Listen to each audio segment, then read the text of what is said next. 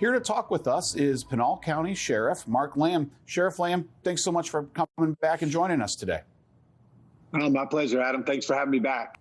All right, so Vice President Harris, who is point person for the White House on border issues, finally made a trip to the border. Has that changed anything?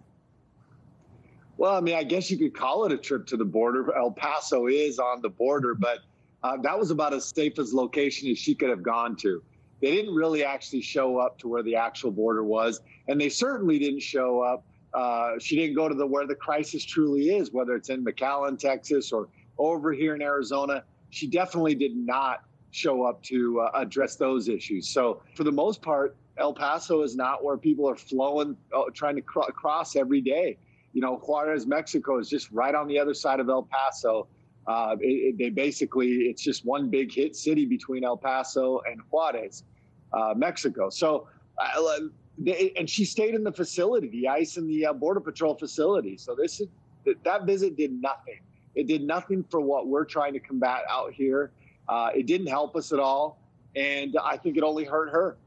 So I want to ask you a little bit about your tactics. I recently read that there used to be groups of, say, 30 people would come over all at once, and now they're breaking down into 10 groups of 3 and kind of spreading out, and they're coming in camouflage and concealing their tracks and all the rest of it. How is that complicating? They're changing tactics coming in. How is that changing your tactics in response?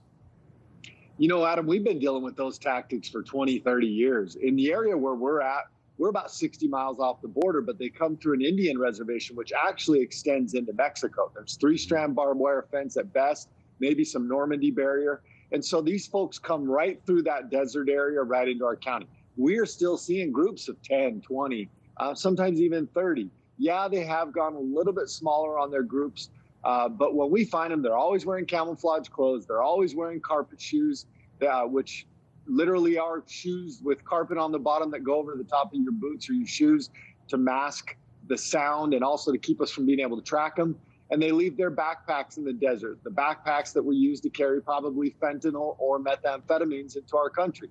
Well, so those tactics we've been seeing for a while. Well, Sheriff, I think you may have just answered my next question, and that is if you're wearing camouflage, you're trying to evade being captured. You have that image, but you also have the image that most people are seeing on TV, which is women with a couple children standing at the border wanting to be intercepted. Why is it that we're getting one image of this crisis, but this other image, the camouflaged guys trying to evade capture, why are we not seeing that image? What are they trying to do? It's politics, Adam. That's exactly what it is. They want to show you an image of a lady or a child or an unaccompanied minor, because they want to tug at your heartstrings. They're the heartstrings of the American people. What they don't want to show you are the military-age men that are flowing through the areas outside of those checkpoints.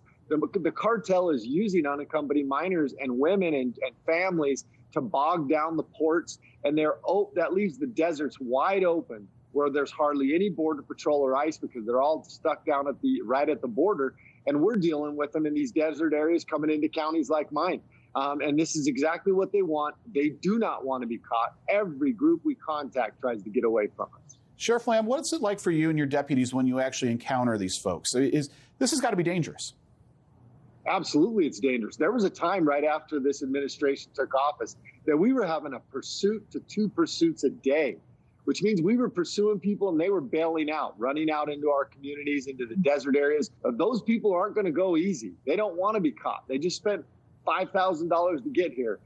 So that puts our guys in a very precarious and dangerous position. We have about 10 seconds left, Sheriff. We're starting to hear about other states, North Dakota. I know my state of Ohio is volunteering to send some folks. National Guard, sheriff's patrols. Is that going to help you guys out at all? Well, we got to try everything. We look forward to having them. We're going to put them to work when they come out here. And I'm grateful that other states are willing to step up. All right. And follow us at protectamericanow.com as well. Sheriff's standing up for this stuff. I want you to give that website one more time, please. protectamericanow.com. All right, Sheriff Lamb, it's always great to have you on the show. You're our eyes and ears on the ground. We'll have you back soon, okay? Thanks, Adam. Appreciate it. All right.